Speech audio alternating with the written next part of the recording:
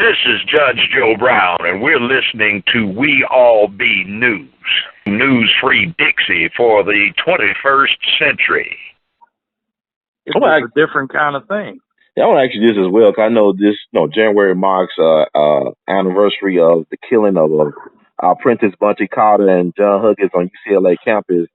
And a friend of mine shared with me a letter that Kathleen Cleaver recently sent out to her and some other people about, like, I guess it was something against ElaINe Brown. Like, I know that ElaINE Brown in her autobiography, A Taste of Power, talks about her relationship with J. Richard Kennedy, the intelligence officer and former manager for Harry Belafonte. Now, but people now are trying to hold it against her now. I'm trying to understand, why is it a big deal now? I knew everybody. Mm-hmm. See, I recruited John Huggins and Bunchy Carter to UCLA. I was on the student recruitment panel. Right. When I got to UCLA in 1965, when my class got in, there were 145 black students at UCLA, which had 60,000+ students full-time on campus. Mm-hmm. There were 72 full-time undergrads, 73 full-time black graduate students. Between 1965 and 1967, we raised hell. And we wound up getting them to concede that they want to let in 250 more blacks in addition to what came in regularly for special admissions for 1967. For 1968, we got them to agree to 250 more. So that's 500 in a year and a half, when we started off with 145 sometime before. Now, see, California always had this thing for the University of California, that it was not just on academics, but it was supposed to develop leadership. It said leadership for all communities, the colored who have suffered under slavery, the Asian who otherwise would be dominated by tongs, the Hispanics who would be dominated by Spanish gangs. They need to develop their leadership. Mm-hmm. So it was based on a competitive assessment of grade point average, aptitude tests, and or other factors that indicate an ability to succeed and leadership potential. So we got all these folk in. What was going on is there was a guy named Ron Everett, a.k.a. Ron Karinga, a.k.a. Maulana Ron Karinga, who started the US organization, who founded KWANZAA, who became snitches for the FBI and the SIS unit, the LAPD. Mm-hmm. So they were going around killing all the black leadership. So what happens is we had gotten in 3 people of interest. Geronimo Pratt, who wound up doing a lot of time in the state penitentiary for murder until Johnny Cochran got him off when he found out LAPD had falsified testimony and evidence. They had John Huggins and Bunchy Carter. John Huggins and Bunchy Carter got shot down by 4 people in the cafeteria of what's now the Minority Studies Center, or the secondary, when they moved it to a place called Bunch Hall, named after a brother who was the first brother on the UN Executive Committee. Ralph Bunch, And it was known as Campbell Hall. There were 43 witnesses to the murder that took place a little after noon in the cafeteria. John Huggins and Bunchy Carter were shot. Everybody knew who shot them. They knew them by name. The people were telling the LAPD where their mothers lived. Well, they caught 2 of them who were accessories, but not the gunman. They went to trial, got convicted of second-degree murder. They were sent to the penitentiary. Within the year, they were in a work camp, walked off. They took the APBs, as all points bulletins, down within 48 hours. And almost 30 years later, they tried to turn themselves in and were told, hey, we don't care. Bye-bye. Wow. That did the shooting. Everybody knew them. They never arrested them. 2 cops talked to me. Detectives were saying, oh, that's nonsense. We're not in on it. I said, yes, you are. So they called me up. They asked me to go to a Denny's. And I met them, and they said, I said, why you want me to meet you here? Well, you were right. How'd you know this? I said, well, that's just through the grapevine where it's going. You guys are in on it. I said, why? They said, well, we can't bust these us people, because every time we go to do it, somebody in our organizations is tipping them off. So they found all these dead bodies of black militants and activists that had been buried on a farm that they had connections with, that Karenga's people were responsible for killing. So he really tortured 3 or 4 sisters. He was paranoid, and he got sent to the California State Penitentiary. Well, within 14 months of him showing up in the penitentiary, he had been released and was given tenure in the California State University system. And see, he was trying to get a program known as Usology through the Black Studies Department that we'd put in place at UCLA. Mm-hmm. So that would have been a great recruitment tool for him. But, you know, I won't celebrate KWANZAA for that reason to this day. Wow. So it was a snitch who was behind it. Now, if anybody is old enough and remembers what happened on the first Million Man March more than 20 years ago, Minister Farrakhan invited Ron Karenga up on stage and said, you know, many brothers have a problem with you, but in the spirit of reconciliation, we'll let you talk. We need to stop killing each other. But you see, that fell by the wayside. And if you noticed on the 20th anniversary of the Million Man March, did you see any brothers? No, you saw a whole bunch of sisters. So the sisters are commemorating the Million Man March by co-opting the anniversary thereof. You know, it's an interesting commentary on the status of the black community. It's a matriarchy now. It's not a man thing. The yang part of the yin-yang principle is gone. Let me ask you, like you said, well, I mean, but I want to get back to, you said that there was a property where they found a whole bunch of black activist bodies buried. Yeah, black militants and everything else. Connected to us? It was owned by us? To us, yeah, it was. I can find this online. I can research this. Like, this is back in the 70s, right? In the 60s. In the 60s, wow. And Ron Karenga was able to become a tenured professor? Yeah, see, only in America, Ron like Don King. He started off as Ron Everett. Okay. He had long, wavy hair and blue-green eyes, and he was student body president out at L.A. City College. And he spoke with a Jamaican accent. Now, the next time I saw him, he was supposed to be the militant leader, had his head shaved, wore dark shades so you couldn't see his eyes, and had a Fu Manchu mustache. And he was better, you have to understand, it's that the black man need to know, howsoever, it is not at all necessary for you to struggle and work your head, because my line will teach you that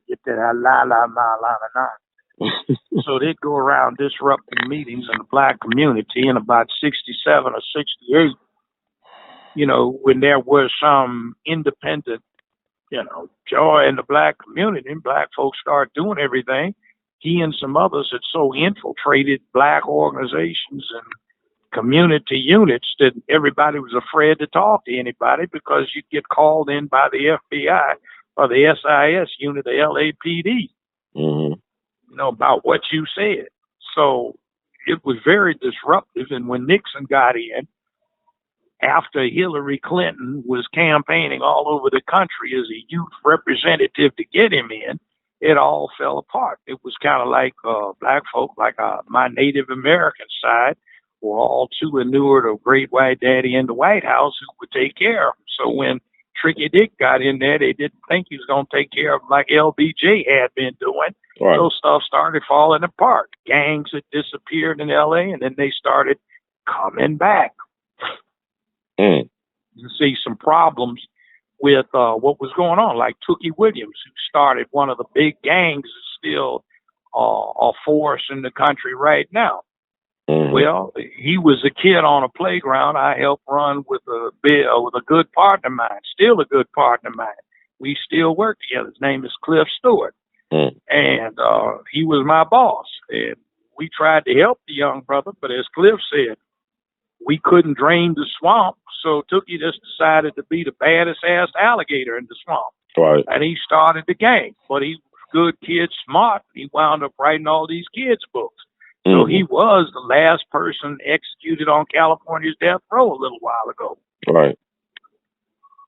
Wow. But you see, that's a problem right now. You can't drain that swamp. You've got no help from the government. The government ought to be interested in it because it impacts everybody that lives within 150 miles of the place. Right. I hear what you're saying. I mean, this is gonna blow a lot of people's minds. Just listen to what you got living history. So I want to ask you this. LBJ actually put in place a lot of stuff. Not Kennedy. LBJ put in a lot of stuff in place that was good for our community. He enabled the structure to be set up. And then we had these people with that scoundrel J. Edgar Hoover backing them, like Ron Karenga with the US organization and other stuff like that, who was going around trying to undercut what black folk were doing to get together. And it created just havoc. Nobody could trust anybody. And between Tricky Dick and then shortly J. Edgar, they just made it a mess. And then, you know, from Power to the People, I'm Black and I'm Proud, Power Fist, Dashikis and Afros. You got that miserable ass movie, Superfly, 1971, where, you know, it glorified cocaine, and this fool had Rod O'Neal with his half bald self, was wearing a toupee and letting the rest of his hair go down to his shoulders, driving a pimp mobile, selling coke. And you start getting lines of black folk 2 blocks long to go see that miserable ass movie. And within a short time, they had to bring it back. And that was in 72. I can remember being in D.C. working at a think tank, and I saw a line 3 blocks long to see that movie. And then everybody, man, I got to sell me some of that coke, man. Then J. Edgar and the boys started pushing it in the black community, and they started pushing crack. Not long after that, then all hell went loose, and then they had some bad sides with local juvenile courts like ours that corrupted the process, where it became a matter of survival to have babies outside on purpose to get a check. The more you had, the bigger your check. And if you had somebody trying to be a righteous daddy and help raise the children, well, they'd get the check cut off because some snoop for the welfare department would take a picture of it or snoop by and witness it, and they'd cut the check off because the man came over there and spent 3 hours playing with the kids or a kid. So, you know, it became a poisonous negative feedback system. We still have that.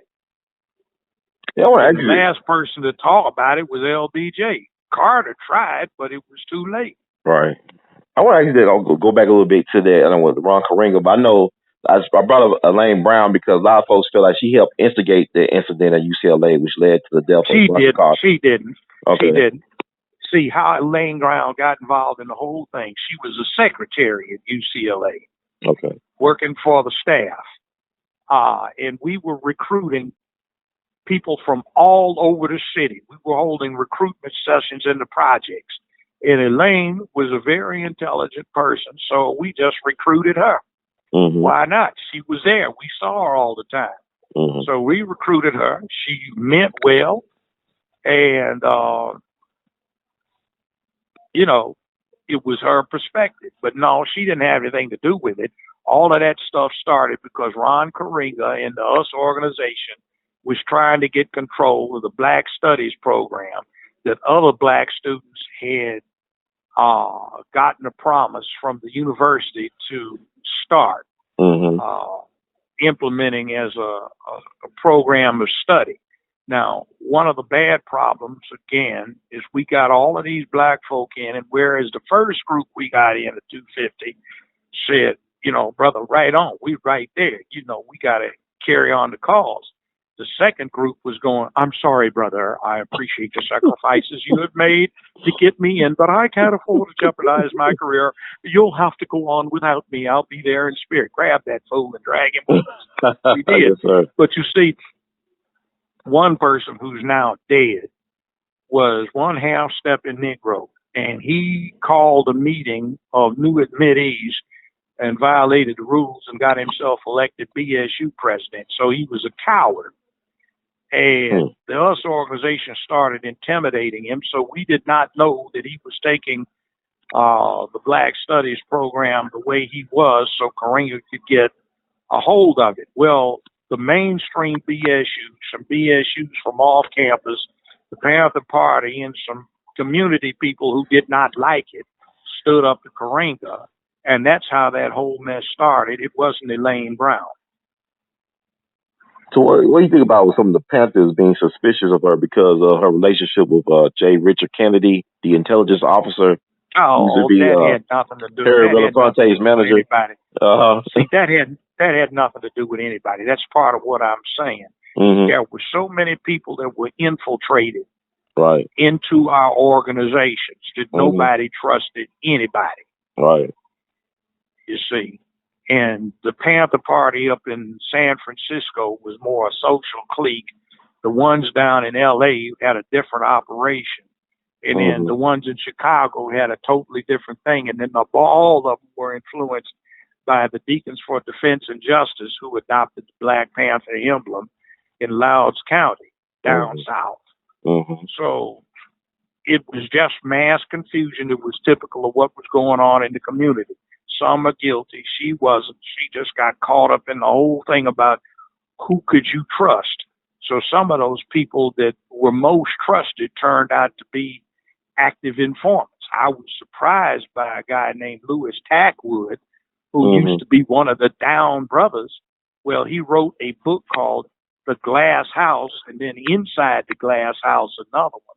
It was featured in Playboy magazine. He scared the devil out of everybody, especially when I just in law school attended a murder trial, and I heard him testify, and he was identified not as an informant, but as a lieutenant on LAPD and #1 undercover officer, not just the informant. You know, like, oh, wow, man, this dude, oh, man, he knows everything. And then when he wrote the book, he scared everybody because he filled in the dotted. You know, he filled in the missing blank. You know, he filled that in and dotted the T's and the I's and crossed the T's. It was horrible. He also said, for example, in his book, that he was ordered by L.L. Younger, then the District Attorney General for L.A. and later for the state of California under the Reagan administration, to frame Angela Davis. So he talks about how he broke in, burglarized her home with the help of the LAPD burglary squad and stole some of her, I think, 5 or 6 weapons and planted them with these young, crazy brothers who were going to break the Soledad brothers out of jail. That's Jonathan Jackson, George Jackson brother, those people? Yeah. And that brother that brought him in, that young 15-year-old, he was a little psycho. I'd met him. He's crazy. You know, but see, that's how they did it. And I'll tell you something else. Ronald DeFries, known as with the Che Lumumba thing, right? CK. I knew him in junior high school. He was a little punk, and everybody used to take his lunch money. So somebody I went to law school with called me while I was just got to Tennessee, said, "Hey, Joe, guess who I just saw, man, up there coming out of L.L. Younger's office. He just gotten out of law school and working with the California Attorney General's office." I said, "Who?" "Hey, Ronald DeFries." I said, "You mean that punk from John Beer Junior High?" I said, "Yeah, you know the one we knew." I said, "Are you sure?" I said, "Yeah." A couple of weeks later, he said, "Man, he's back again." I went up and spoke to the brother. I said, "Yeah, man, you remember John Beer?" He said, oh, yeah, it was him. And then not 3 weeks later, he comes up in Sinke with Che Lumumba thing. Not Che Lumumba, that was the organization. Liberation Army. Symbionese Liberation Army. Kidnapping Patty Hearst. I said, "Oh, give me a break." So you think that was really him that did that, or what do you think his role was in that then? Well, in other words, what happened is your boy who wrote The Glass House, he put in there, he put in there how he helped burglarize those weapons from Angela's house and set that whole thing up. And the way it came up was Reagan was running around hollering about there were communists that infiltrated the University of California. So the LA Times challenged Reagan to find one. So they came up with poor Angela Davis, who, when she was 18 years old, had been a member of the Taylor Moomba Club, which had some affiliation. She wasn't anymore, but they set her up as the communist, and the L.A. Times laughed at Reagan and company and said, "You got to be kidding. This scholar, you can't be serious." So that's when the setup was supposed to go down. They wanted to make her look like a credible threat. See, there's some awful stuff that's going on. So when your government tells you something, I'd say if you had my experience, you'd believe they were lying through their teeth most of the time, or they had adopted a lie without knowing it was what it was. Wow. Now, there's some good and honest people that work for the government. You know, I have to confess I have from time to time myself, one way or the other. But it's like you got to be careful with the people at the top, because they've got that operative principle that too many of them work by, you know, the ends justify the means. Right. And by any means necessary. So everything get kind of blurred at that type of level of power. There's no morality in play. They don't think about morality. So I wouldn't blame Elaine Brown. If I had to put any blame on anybody, it'd be Ron Karinga, the guy that started KWANZAA. But you know, it's funny. Like I think about that now, and you think about fast forward to contemporary time. I look at black folks in the black community. They talk about so and so is an agent or so and so is a coon. Everybody's trying to worry about who's an agent. And so kind of like, you know, black conscious community. I don't know if you're familiar with them, but they have all these beats and people call people agents. That's how they work. You can get everybody thinking the wrong person is the agent. And the agent, nobody wants to believe is the agent until he comes out and surprises everybody.